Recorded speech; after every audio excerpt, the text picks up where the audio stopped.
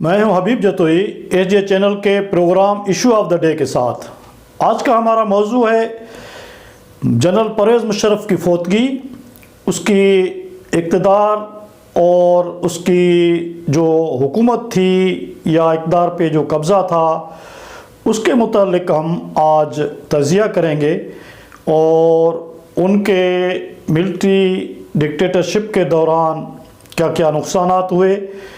और उनकी एक बड़े इक़्तिदार की एक पूरी दिहाई में क्या कोई अच्छे काम भी उसने किए या नहीं किए, आज हम उसका सरसरी जायज़ा लेंगे।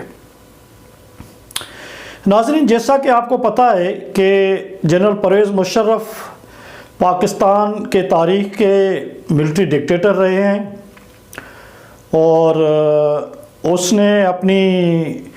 कुछ जनरलों से मिल के जो है वो एक डेमोक्रेटिक इलेक्टेड गवर्नमेंट का तख्ता उल्टा किया, गन पॉइंट पे इक़्तिदार पे कब्ज़ा किया और आइन को तोड़ा और संगीन आइन के मुताबिक आर्टिकल 6 के मुताबिक संगीन गद्दारी के मुर्तकिब हुए। लेकिन जैसा कि हम सब जानते हैं कि पाकिस्तान की तारीख़ में फिर इन मिलिट्री डिक्टेटरों को हमारी अदलिया कॉन्स्टिट्यूशनल कवर भी देती है, उनके जायज़ नाजायज़ जो जितने भी अमाल होते हैं, एक्शंस होते हैं, उनको कॉन्स्टिट्यूशनल इम्यूनिटी दी जाती है। तो फिर इसी तरह जिस तरह अयूब खान के साथ हुआ, इसी तरह जिस तरह जनरल ज़िया के साथ हुआ, इसी तरह जनरल परवेज़ मुशर्रफ के साथ हुआ। कोर्टों ने उनको कॉन्स्टिट्यूशनल कवर दिया, कोर्टों ने उनको कॉन्स्टिट्यूशनल इम्यूनिटी दी, उनके सारे गलत और नाजायज़ अमाल जितने एक्शंस थे उन सब को कंडोन किया। तो लेकिन उसके बावजूद भी जो तारीख़ है वो अपना रिकॉर्ड दुरुस्त करती है। तारीख़ बहुत बड़ी नकाद है और वो मिलिट्री डिक्टेटर्स के किए हुए गुनाहों का पूरा हिसाब किताब रखती है, एक अच्छा चिट्ठा रखती है। तो हम आज उसके उन चीज़ों का एक तज़िया पेश करेंगे और ख़ास तौर पे इस चीज़ का तज़िया पेश करेंगे कि जब मिलिट्री डिक्टेटर्स इक़्तिदार पे कब्ज़ा करते हैं, जब सियासत पे कब्ज़ा करते हैं, तो वो समझते हैं कि अब जैसे वो फ़ौज में होते हैं और लेफ़्ट राइट से मामले हल करते हैं, आर्डर्स देते हैं और अपनी वो चाहे डिवीज़न को कमांड करते हों, ब्रिगेड को कमांड करते हों या रेजिमेंट को कमांड करते हों, वो जिस तरह ज़बान से बोलते हैं उस तरह हो जाता है। तो जनरल जब इक़्तिदार पे कब्ज़ा करते हैं तो वो सियासत में भी इस तरह सोचते हैं कि हम जैसा कहेंगे, जैसे लेफ़्ट राइट का हुक्म देंगे वैसे हालात हो जाएंगे और वैसे ही वाक़यात हो जाएंगे और वैसे ही हम नताइज ले लेंगे। लेकिन सियासत का कारज़ार जो है वो बहुत ही मुश्किल है और जो बुनियादी चीज़ है जो हम सब के सीखने के लिए और ख़ास तौर पे जनरलों के सीखने के लिए है, जो पूरी हिस्ट्री हमें बताती है, न सिर्फ पाकिस्तान की हिस्ट्री बताती है लेकिन पूरी दुनिया की हिस्ट्री हमें बताती है कि ये जो सियासत है, ये जो सियासी अमल है, ये जो इक़्तिदार है, ये जो हुकूमत साजी है, ये जो सियासत गिरी है, ये जो रियासत गिरी है, ये बुनियादी तौर पे जो है वो सियासतदानों का काम है, पॉलिटिकल पार्टीज़ का काम है। सियासतदान जो होते हैं, जो स्टेट्समैन होते हैं, जो बड़े बड़े दाना होते हैं, अपनी पॉलिटिकल पार्टीज़ बनाते हैं, वो अपने इज्तिमाई फ़ैसलों से और अपनी इज्तिमाई विज़डम से, कलेक्टिव विज़डम से, अपनी पार्टियों की और मजमूई तौर पे समाज के कलेक्टिव विज़डम को कलेक्ट करके ऐसी पॉलिसीज़ बनाते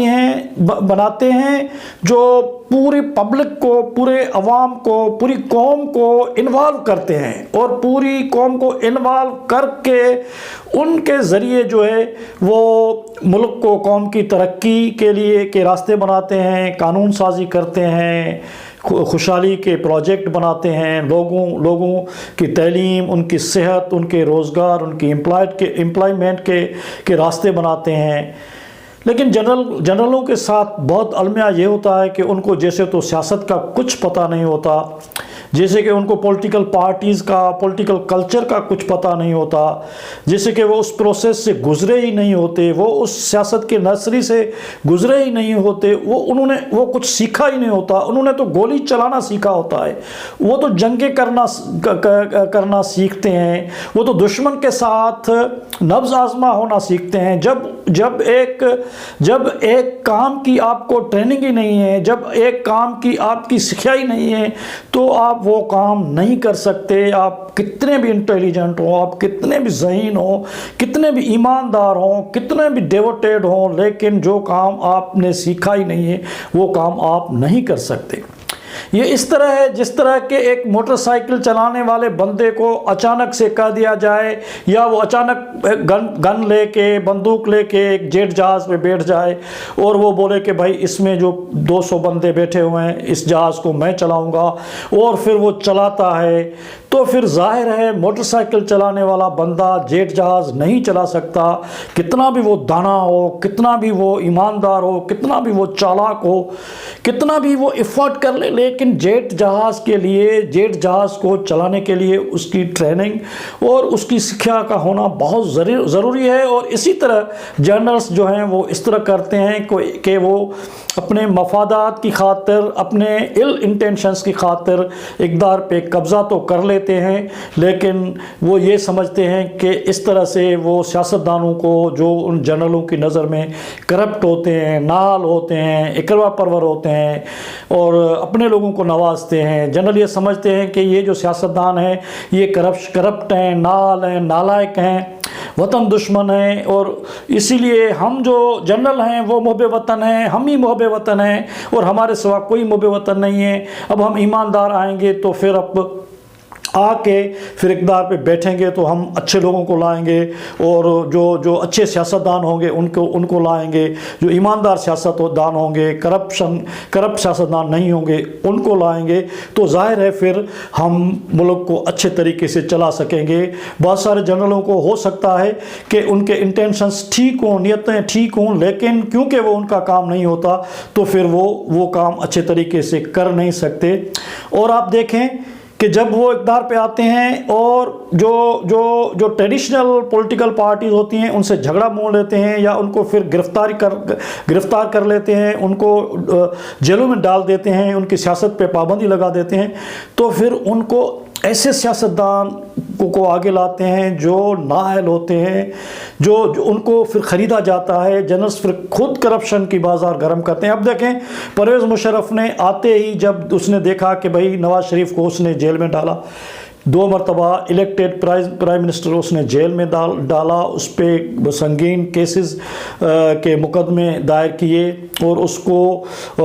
یہ تو سندھ ہائی کورٹ کے فیصلے کے مطابق اس کو عمر قید کی سزا ملی، لیکن نواز شریف نے ایک مرتبہ کہا تھا کہ اگر سندھ ہائی کورٹ میں میرا کیس نہیں ہوتا تو مجھے عمر قید کی سزا نہیں لیکن مجھے پھانسی کی سزا ملتی۔ اس طرح اس کو پھر جلاوطن ہونے پہ مجبور کر دیا گیا۔ بے نظیر بھٹو کے خلاف اتنے کیسز بنائے گئے، نواز شریف کی پارٹی کو توڑا گیا، کاف لیگ بنائی گئی، بے نظیر بھٹو کی پارٹی پیپلز پارٹی کو توڑا گیا، اس میں پیٹریاٹ بنائے گئے۔ اس طرح جب جنرل پرویز مشرف نے سیاست کو توڑا اور چھوٹے قد کے سیاستدان جو چھوٹے سیاستدان تھے ان کو لے کے آئے، اب جو کاف لیگ بنائی اور اس میں پوری پاکستان کی سیاست کے بھگوڑے اور جو لوٹے تھے ان کو لایا گیا اور ایک چوچو کا مربع کی ایک پارٹی بنائی گئی۔ تو جب وہ کاف لیگ جو کنگز پارٹی تھی، جب مشرف کا اقتدار گیا تو اس کے ساتھ ہی وہ پارٹی بھی چلی گئی۔ اب آپ کو پتہ ہے کہ اس کاف لیگ کا اب کیا اثر ہے، چودھری برادران آپس میں، چودھری شجاعت پرویز الہی کو نکال رہا ہے پارٹی سے اور پرویز الہی چودھری شجاعت کو نکال رہا ہے۔ ایک تو پرویز مشرف نے ہر عامر ڈکٹیٹر کی طرح پارٹیوں کو توڑا، پارٹیوں کو کرپٹ کیا، سیاست کو خراب کیا، سیاست کو گندا کیا، اور سیاست کی میچورٹی جو ایک پروسیس سے ہوتی ہے، ایک ڈیموکریٹک سسٹم سے ہوتی ہے، وہ دوسرے ملٹری ڈکٹیٹروں کی طرح پرویز مشرف نے بھی وہی کام کیا۔ اور پھر پرویز مشرف نے جو بڑا جو غلط کام کیا، سب سے دوسرا بڑا کام یہ کیا کہ اس نے ہمارے دوسرے ملٹری ڈکٹیٹروں کی طرح پاکستان کو امریکی جنگ میں افغانستان میں ٹھونس دیا اور امریکی جنگ کے لیے اپنی سرزمین کو استعمال ہونے دیا۔ اور اس کے بعد جو ہے وہ اس نے نہ صرف یہ کیا کہ لیکن اپنے ہی بندے پکڑ کے پیسوں کی خاطر پیسے لیے اور اپنے ہی بندے پکڑ کے امریکوں کو دے دیا۔ اس سارے بیچ میں سب سے بڑا جو کرائم ہوا، ایسے حالات پیدا کیے جہاں پہ بے نظیر بھٹو شہید جیسی اتنی بڑی لیڈر کا جو ہے وہ شہید کر دی گئیں، اس کو پروٹیکشن نہیں دیا گیا۔ بے نظیر بھٹو نے تو خود اپنی ای میل میں کہا تھا کہ اگر میں قتل ہو جاؤں تو اس کا ذمہ وار پرویز مشرف ہوگا، اور پرویز مشرف نے پبلکلی کہا تھا کہ میں سیکیورٹی نہیں دوں گا۔ اب جو دوسرے واقعات ہیں تو ظاہر ہے پرویز مشرف کے عمل کی وجہ سے بے نظیر بھٹو شہید ہو گئی۔ اس ملک کا، یہاں کے عوام کا، یہاں کے مظلوم طبقات کا، عورتوں کا، منارٹیز کا، ہاریوں کا، مزدوروں کا، غریبوں کا اور مظلوموں کا بہت بڑا نقصان ہو گیا پرویز مشرف کی طرف سے۔ پرویز مشرف جیسے جنرل نے پاکستان اور انڈیا کی جنگ کرا دی۔ کارگل مارکا ہمارے سامنے ہے، پاکستان اور انڈیا جنگ کی صورت میں چلے گئے، اور نواز شریف کے ایک بیان کے مطابق اتنے پاکستان کے فوجی 65 کی اور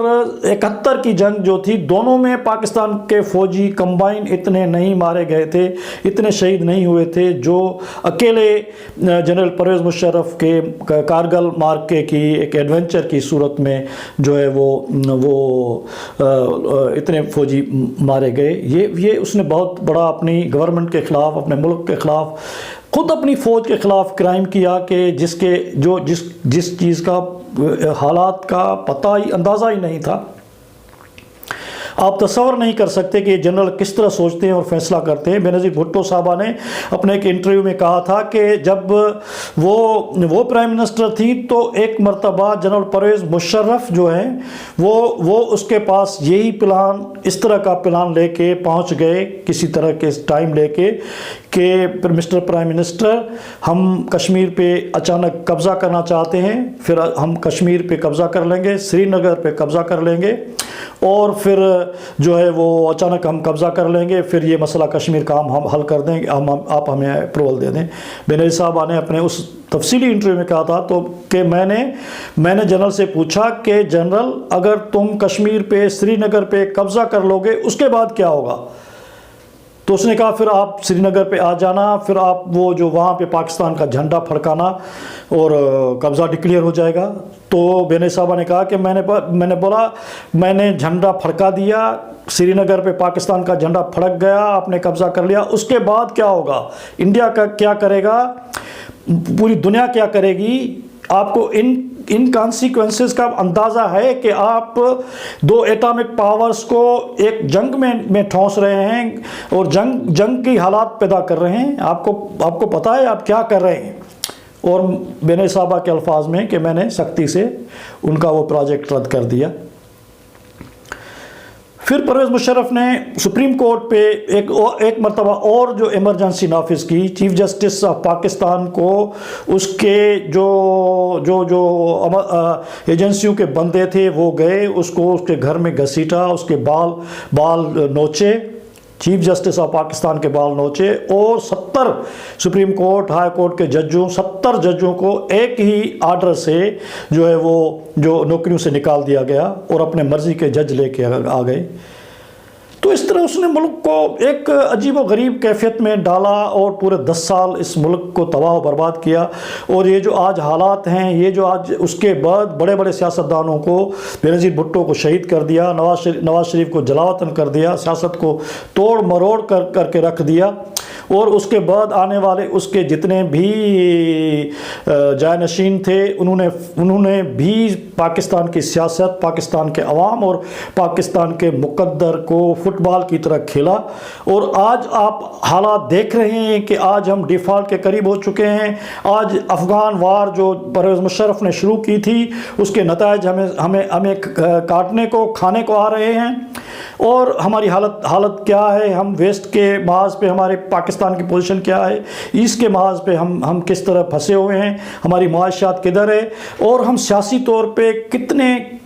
ان گورنیبل ہو گئے ہیں۔ لوگ ہمیں فیلڈ اسٹیٹ بول رہے ہیں۔ یہ ہمارے جنرلوں کی جو بوئی ہوئی فصل ہے اب ہم کاٹ رہے ہیں۔ ہم اب آج جو بھوک دیکھ رہے ہیں، آج جو ہم یہ سب کچھ دیکھ رہے ہیں وہ انہی کی وجہ سے دیکھ رہے ہیں۔ تو یہ سارے واقعات ہیں، اور ان سارے واقعات کو اور جنرلوں کو، پاکستان کے جنرلوں کو، پوری دنیا کے جنرلوں کو جو اقتدار پہ قبضہ کرتے ہیں، ان کے لیے جو ہے وہ میری یہ تجویز ہے، اور دنیا کے بہت سارے لوگوں کی تجویز ہے کہ جب ذوالفقار علی بھٹو کو